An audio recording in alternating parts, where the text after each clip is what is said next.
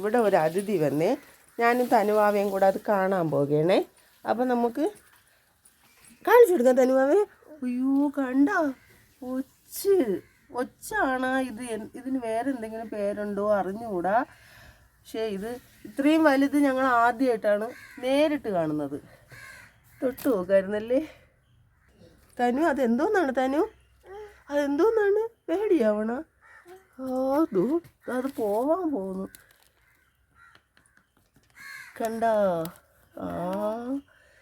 അയ്യോ അത് തട്ടിയപ്പോൾ അതിൻ്റെ പുറത്തുനിന്ന് ഇങ്ങനെ അകത്തുനിന്ന് എന്തോ ഇളകി വരുന്നു.